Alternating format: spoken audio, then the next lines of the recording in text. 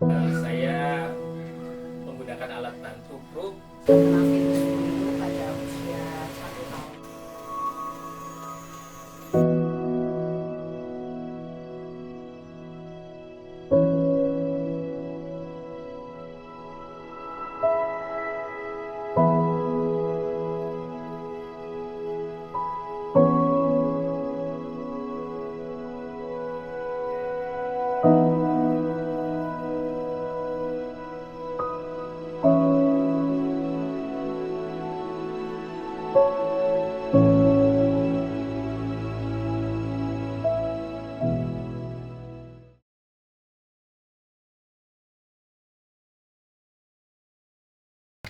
Assalamualaikum warahmatullahi wabarakatuh. Saya Maria Ramadhani dari Himpunan Wanita Disabilitas Indonesia di DPC Kabupaten Wonosobo.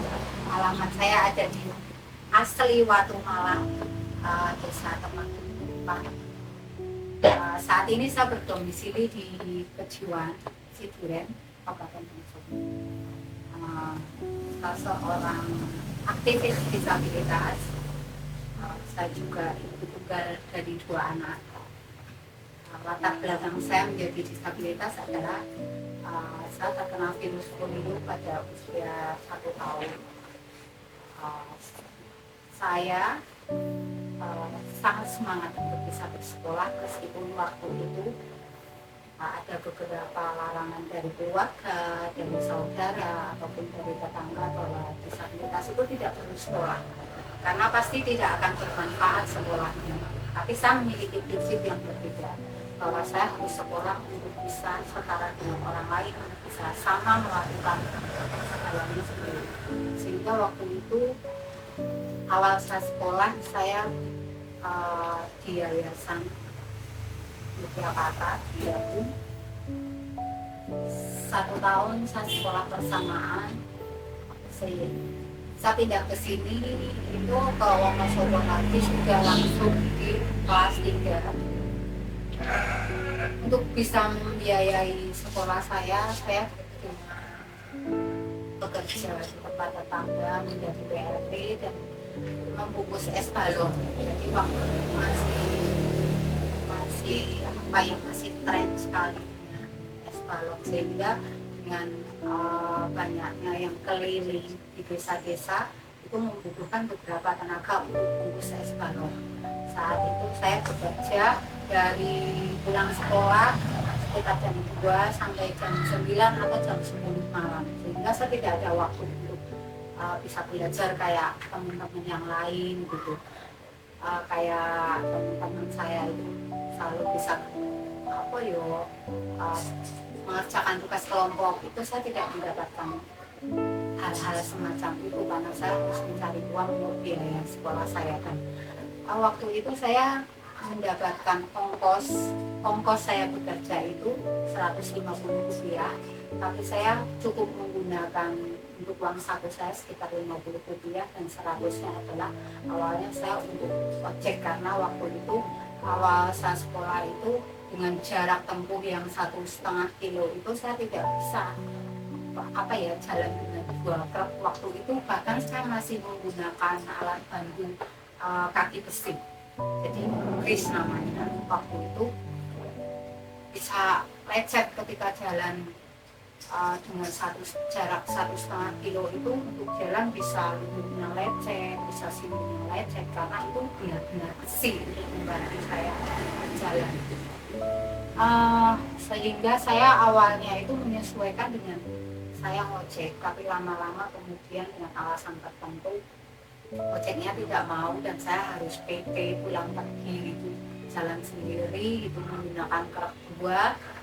Saat itu sepatunya sangat boros sekali, bajunya juga boros. Sekitar 1 tahun itu saya habis sampai 3 setel baju dan sepatu karena sering jebol untuk berat badan yang besar, kemudian karena itu oleh gerakan, bahkan sering sekali darah geleknya dan sebagainya.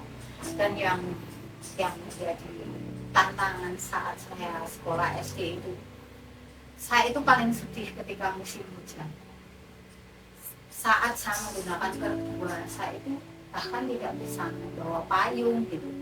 Jadi saat itu saya pasti menggunakan baju bebas dulu. Ketika musim hujan saya harus dengan air hujan ngoyos gitu untuk sampai di sekolahan. Kemudian saya baru bisa ganti di toilet dengan seragam ya itu, dan itu selalu saya lakukan ketika musim hujan.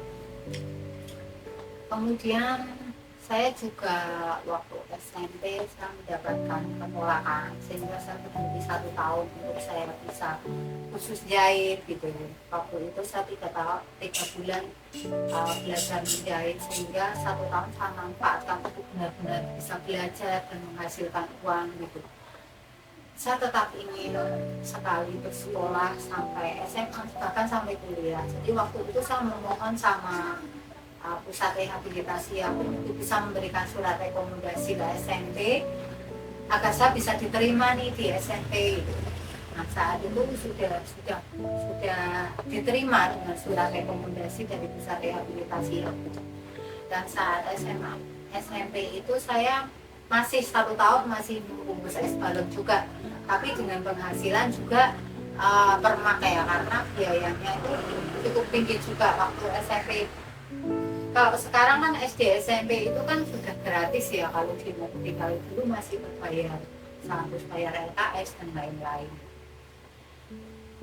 Dan karena waktu saya habis menjadi PRT, akhirnya saya kan tidak bisa permak, sehingga saya memutuskan untuk berhenti menjadi PRT, tapi saya berfokus pada penghasilan saya di permak jahit itu. Tapi saya juga untuk menambah penghasilan saya untuk biaya sekolah saya jualan di kelas. Waktu itu saya jualan di kelas, saya buka ketika istirahat, teman-teman beli di saya gitu. Sampai ada guru yang mengatakan di sini itu bukan tempat jualan, tapi tempat sekolah. Jadi beberapa saat saya sempat berhenti tidak berjualan di kelas waktu istirahat karena saya diprotes oleh guru. Itu yang bisa membantu biaya pendidikan saya di SMP. Jadi setelah saya SMP selesai, saya berhenti lagi nih 1 tahun buat saya bisa SMA itu. Waktu saya SMA itu masih ada diskriminasi juga. Waktu itu awalnya saya cita-citanya pengen jadi akuntan awalnya.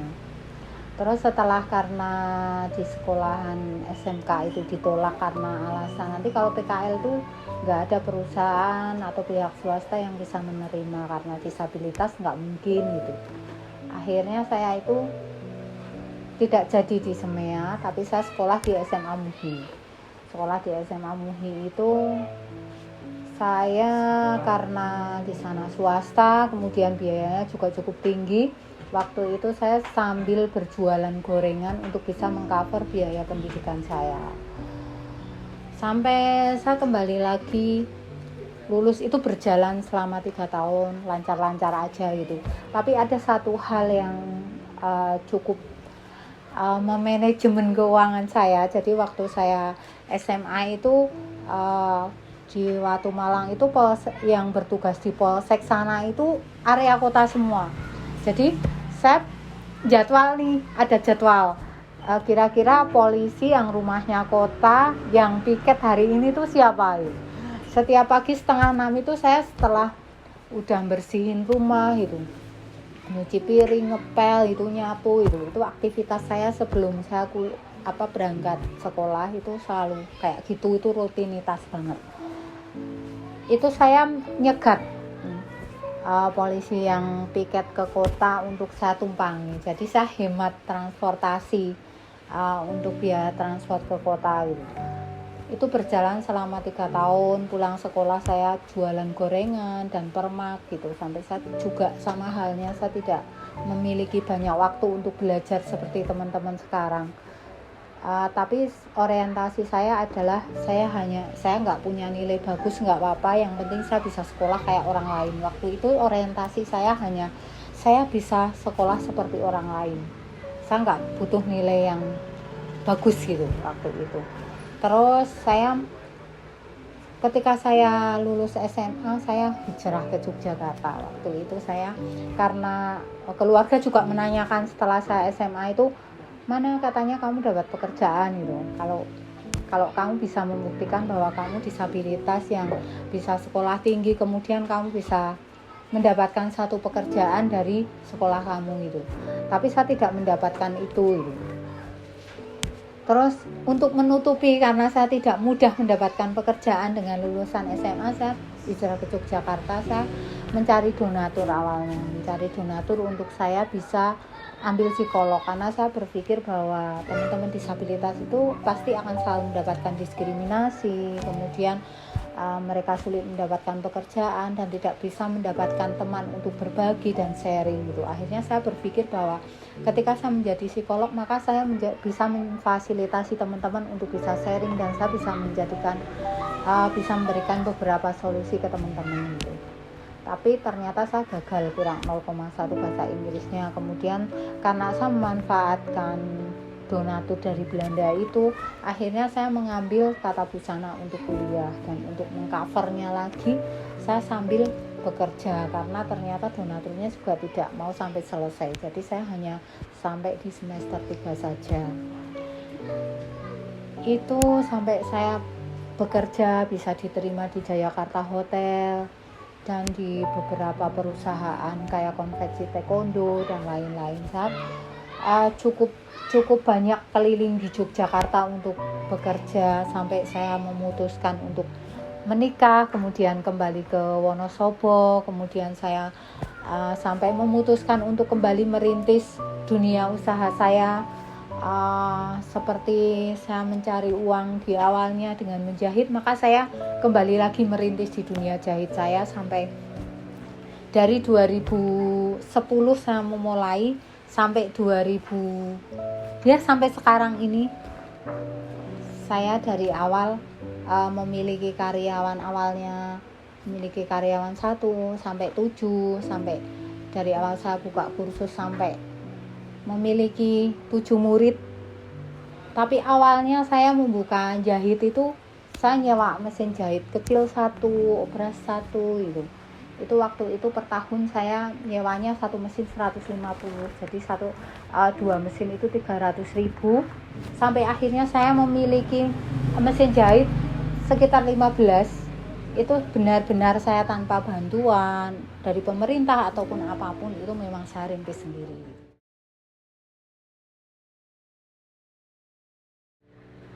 Kesulitan atau tantangan saya untuk beraktivitas di luar, di lingkungan masyarakat ataupun di pemerintah, di fasilitas umum itu cukup banyak.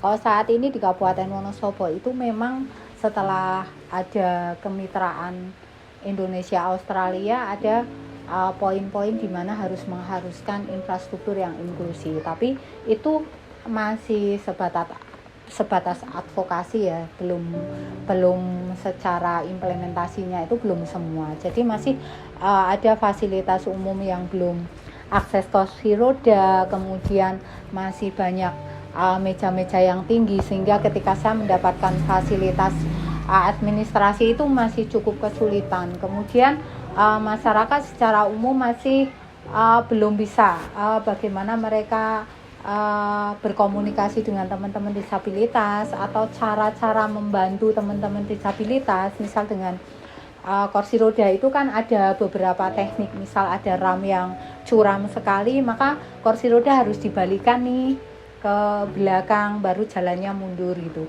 sehingga kita tidak ngusep atau jelungu gitu karena akses yang masih sangat sulit. Kemudian ada beberapa fasilitas yang memang belum bisa kita nikmati, ya seperti trotoar gitu. Kadang ada ramnya, tapi ternyata setelah berjalan, awalnya ada ram, tapi nanti setelah berjalan di trotoar udah mau habis trotoarnya ternyata tidak ada ramnya. Nah itu menjadi satu kesulitan gitu.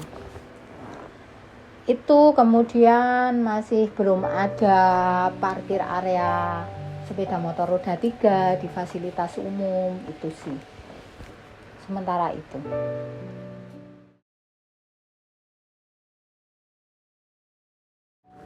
Terkait diskriminasi bagi penyandang disabilitas itu masih banyak sekali ya. seperti di dunia kerja. Sekarang teman-teman disabilitas itu mau daftar kerja itu susah sekali. Sama halnya kayak saya pun sangat susah untuk mendapatkan pekerjaan karena diskriminasi. Jadi kalau disabilitas akhirnya mereka mencari solusi dengan berwirausaha itu. Kemudian kalau di fasilitas umum karena nggak ada parkir area disabilitas, kadang motornya itu karena besar kemudian nggak boleh parkir ke tempat tujuan yang kita mau nih.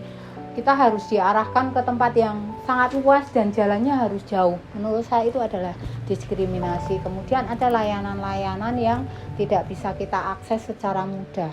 Kita seringkali diputar-putar dengan layanan yang kita butuhkan karena kita disabilitas, mungkin mereka berpikir bahwa nanti aja gitu. Hal-hal semacam itu tidak ada prioritas bagi disabilitas. Kemudian ada di fasilitas umum yang kita itu tidak diberikan space khusus gitu, sehingga kita memang tidak bisa menikmati fasilitas umum secara luas.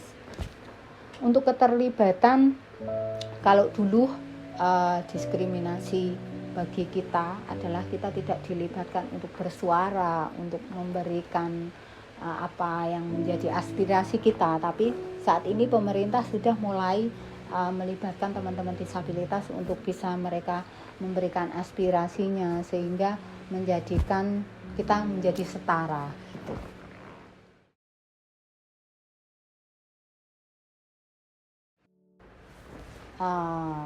Jadi hasil, sebenarnya lebih ke hasil bukan prestasi sih. Selama saya berjuang di organisasi, apa sih yang saya dapatkan?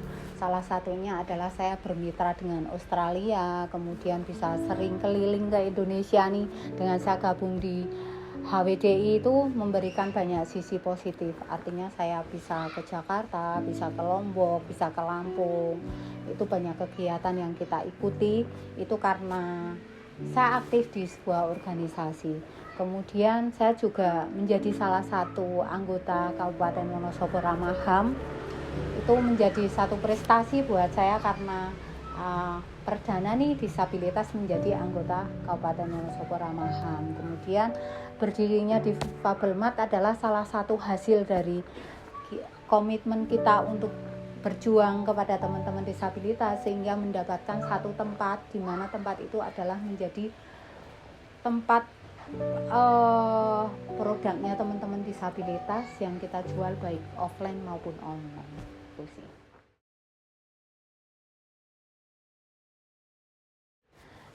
Jadi menurut saya Indonesia ini belum menjadi negara yang ramah HAM. Karena di beberapa kota masih banyak diskriminasi, masih banyak infrastruktur yang belum bisa diakses oleh teman-teman disabilitas. Kemudian secara administrasi mereka masih belum mengutamakan atau memprioritaskan teman-teman disabilitas. Banyak kota yang masih belum jemput bola untuk pelayanan KTP, kemudian untuk pendidikannya juga belum semua kota itu memiliki unit layanan disabilitas. Jadi memang ada kota yang sudah menjadi ikon. Salah satunya adalah Wonosobo, di mana Wonosobo sudah menjadi Kabupaten Wonosobo Ramah HAM, di mana pemerintah sudah mulai berfokus kepada disabilitas, baik pelayanannya mulai sekarang sudah mulai merambah ke infrastrukturnya, kemudian tidak ada diskriminasi lagi, kemudian untuk pendidikannya sudah ada unit layanan disabilitas, di mana unit layanan disabilitas ini bisa menyalurkan teman-teman disabilitas untuk bisa bersekolah sehingga tidak ada lagi diskriminasi di sekolah. Jadi cukup mendukung menjadi kota Kabupaten Wonosobo Ramah HAM, meskipun secara menyeluruh di Indonesia belum. Upaya untuk menjadi negara yang lebih ramah HAM lagi adalah bagaimana kerjasama semua organisasi disabilitas untuk tidak lelah mengadvokasi tentang disabilitas, tentang inklusivitas seperti itu. Kemudian masyarakat juga mulai membantu teman-teman disabilitas untuk mewujudkan tidak ada diskriminasi, kemudian mulai membaur dan mengikut sertakan teman-teman disabilitas di dalam masyarakat dan berkegiatan organisasi ataupun sosial seperti itu.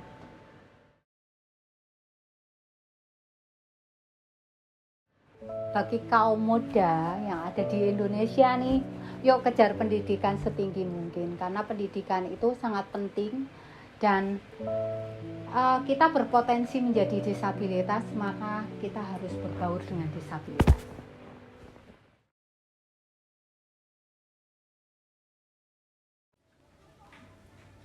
Baik, perkenalkan, nama saya Saifur Rahman, saya biasa dipanggil Ipung. Saya adalah seorang penyandang disabilitas tunadaksa. Saya menggunakan alat bantu kruk. Saya lahir kecil di keluarga yang cukup sederhana. Bapak saya hanya lulusan SMP, kemudian ibu saya juga hanya lulusan kejar paket A yang setara dengan SD. Tapi bagi saya beliau adalah seorang profesor yang luar biasa karena beliau tahu prioritas siapa yang harus kuliah dengan ekonomi yang pas-pasan. Nah, ternyata dari 7 bersaudara hanya saya yang dikuliahkan. Saya dari SD sampai ke SMA saya sekolah formal dan saya merasa tidak ada suatu hal yang begitu signifikan untuk saya merasa susah untuk bersekolah, susah untuk beradaptasi dengan teman-teman karena mungkin memang saya termasuk salah satu yang beruntung bagaimana ekosistem menjadikan saya itu merasa bahwa support system itu hadir untuk saya sehingga saya merasa justru saya lupa kalau saya itu disabilitas. Mulai dari keluarga, teman, bahkan waktu saya di sekolah, hampir kalau saya dikatakan, ditanyain pernahkah mendapatkan bullying, nah itu hampir saya tidak bisa menyebutkan karena memang perjalanan saya di sekolah formal itu tidak merasa ada suatu kendala. Pernah ada di beberapa mata pelajaran salah. Yang paling utama adalah di bidang olahraga. Saya memang tidak pernah diikut sertakan di olahraga. Nah itu sebenarnya dari kecil saya SD sampai ke SMA itu yang menjadi sebuah pertanyaan kenapa saya tidak bisa ikut olahraga. Tapi saya menerima tetap. Kemudian saya setelah SMA lulus selama 2 tahun saya bekerja membantu kakak saya. Kemudian 2 tahun saya bekerja, saya berpikir bahwa saya menyampaikan ke keluarga bahwa saya ingin kuliah gitu. Dan ternyata searah dan keinginan dengan orang tua juga, kamu ya memang seharusnya kamu yang kuliah. Bapak sudah siapkan tabungan untuk kamu kuliah. Tapi dulu saya tawarin malah kamu pengen bekerja, tidak pengen kuliah. Sehingga saya mencoba cari kampus yang tepat, meskipun sebenarnya di awal jurusan yang saya inginkan adalah psikolog. Hanya saja Bapak dan keluarga menyarankan untuk saya mengambil di jurusan informatika karena berharap bahwa jurusan itu nanti akan memudahkan saya untuk mencari pekerjaan. Tapi saya hadir di Yogyakarta di kampus Universitas Teknologi Yogyakarta. Justru seperti saya menemukan sesuatu yang saya inginkan. Di situ sedang dibuka fakultas baru yaitu fakultas psikolog. Meskipun yang saya daftarkan di informatika selama 4 semester saya ikut sebagai mahasiswa gelap waktu itu. 4 semester mahasiswa gelap saya selalu ikut di kuliahnya psikolog, bukan di kuliah saya sendiri, jurusan saya sendiri. Sampai saya ketahuan pihak kampus dan saya dinyatakan sebagai mahasiswa gelap untuk dikembalikan lagi ke jurusannya. Nah, saya cukup lama kuliah S1, saya selama 6 tahun karena waktu itu saya aktif di organisasi kemahasiswaan baik BEM, kemudian UKM. Itu saya selalu aktif sehingga cukup menguras kegiatan saya selama saya kuliah di Yogyakarta. Setelah lulus kuliah sempat merasakan kesulitan untuk saya mencari pekerjaan. Seperti biasa di era saat itu undang-undang ataupun kaitan advokasi tentang disabilitas belum begitu baik sebaik saat ini, sehingga saya selalu terkendala di satu syarat yaitu sehat jasmani dan rohani. Hal itu yang sebenarnya menyulitkan saya untuk mendapatkan pekerjaan karena persepsi sehat jasmani dan rohani masih stigma kaitan dengan fisik itu masih kuat sekali, sehingga itulah yang menjadikan saya selalu gagal di pekerjaan, sehingga saya banyak menghabiskan waktu saya di kesenian sebagai anak band, bermain musik, manggung sana sini, dengan mungkin di awal belum mendapatkan hasil, kemudian sampai mendapatkan hasil yang saya rasa juga hanya cukup untuk bersenang-senang saja.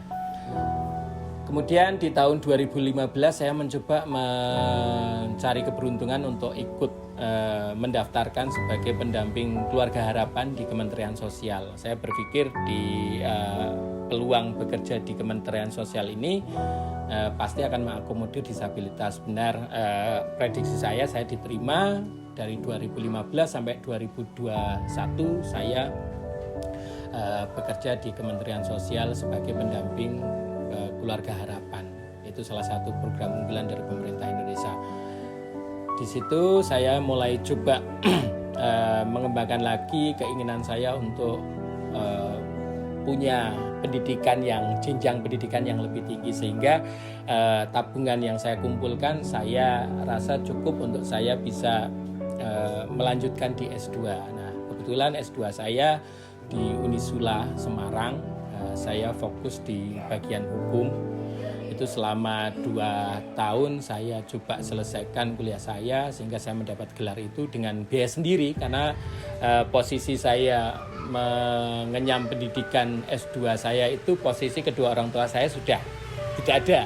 Tapi beliau dulu pernah pesan bahwa kamu kalau punya uang sendiri ya coba kamu sebisa mungkin bisa pendidikan bisa setinggi-tingginya. Nah, itu yang selalu jadi motivasi saya. Bapak saya memang sangat fokus terhadap saya untuk diberikan bekal pendidikan. Nah, itulah yang selama perjalanan saya sampai hari ini, sehingga saat ini saya diterima sebagai dikasih amanah untuk bekerja di Dinas Pendidikan, khususnya di unit layanan pendidikan yang unit layanan disabilitas di Dinas Pendidikan itu menyangkut bagaimana kita memberikan dampingan-dampingan terhadap sekolah-sekolah yang ada peserta didik dengan kebutuhan khusus. Ini menjadi motivasi saya untuk menyampaikan ke banyak orang bahwa pendidikan itu adalah warisan yang utama. Dan juga saya berpikir bahwa pendidikan ini adalah kunci bagaimana semua orang itu bisa mendapatkan hidup yang layak. Mungkin kilas perjalanan saya sampai hari ini yang bisa saya sampaikan. Ya, kebetulan saya mulai aktif di organisasi tahun 2015. Saya bergabung waktu itu masih IPCTW, Ikatan Penyandang Cacat Tubuh Wonosobo, karena Undang-Undang Nomor 8 Tahun 2016 lahir, sehingga penyandang cacat diganti menjadi disabilitas, yang secara artian luas adalah orang-orang yang berkebutuhan khusus. Nah, saya mulai dipercaya untuk menjadi ketua itu tahun 2019, dan saya berinisiatif untuk ganti nama organisasi yang ada menjadi IDW, yaitu Ikatan Disabilitas Wonosobo, di mana semua ragam itu ada di organisasi yang saya pimpin, dan kami banyak melakukan hal-hal selain motivasi, saling berbagi pengalaman, ide dan gagasan.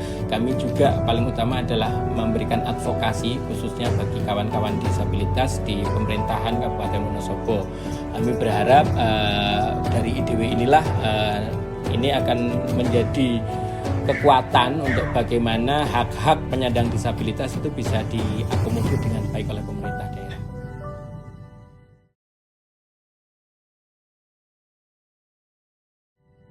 Karya-karya dari disabilitas banyak sekali. Salah satunya kami juga memberikan advokasi tentang kaitan tentang keluarnya peraturan bupati yang kemarin baru dikeluarkan, yaitu nomor 17 tahun 2023 berkaitan dengan tata cara pemeriksaan inklusi infrastruktur gedung pada gedung layanan publik. Yang ini menjadikan prestasi yang sangat luar biasa bagi pemerintah Kabupaten Wonosobo.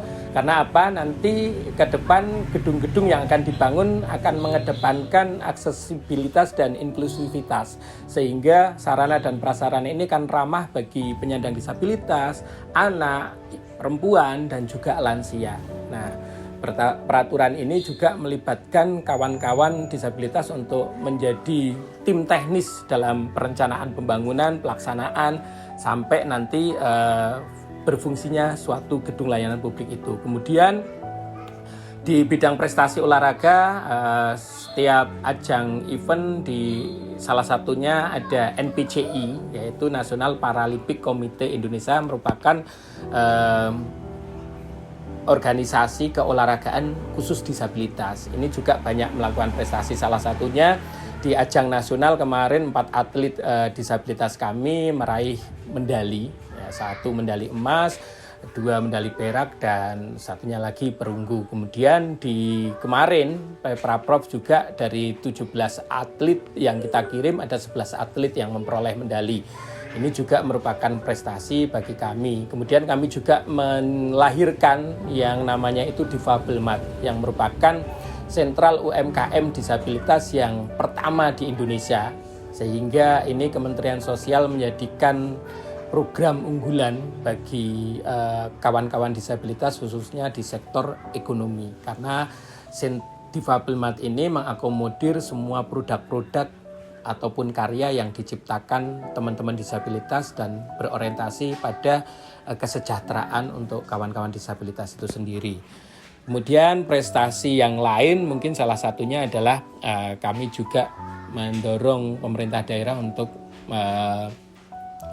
hadirnya unit layanan disabilitas yang saat ini sudah ada di Dinas Pendidikan, dan ini juga yang pertama di Indonesia dan belum banyak kabupaten-kabupaten lain itu ada.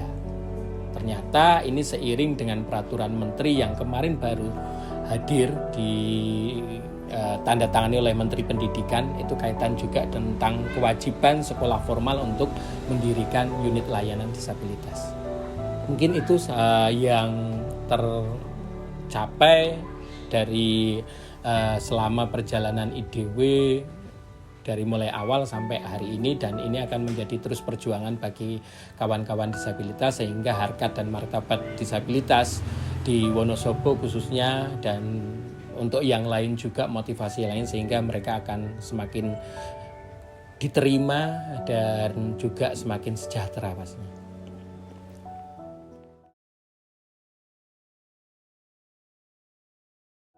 Baik, buat saya perwakilan dari disabilitas untuk generasi muda, yang pertama kami berharap generasi muda harus selalu tampil keren dan juga penuh dengan inovatif, karena inovasi dan gagasan anak muda jauh akan lebih baik.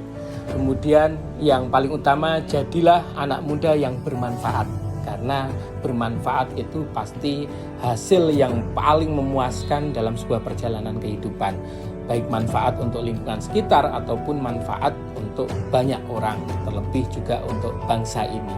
Sehingga kami harapkan anak muda akan selalu memiliki inovasi dan gagasan yang benar-benar baik, bagus, dan bisa diberikan untuk semua orang.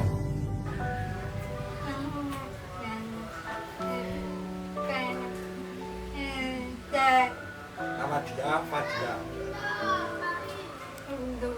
Cepat-cepat. Untuk teman-teman,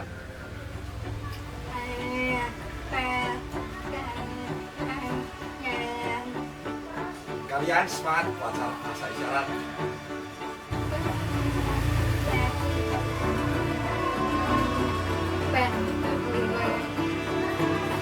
Biar tahu kalau ada teman di sini.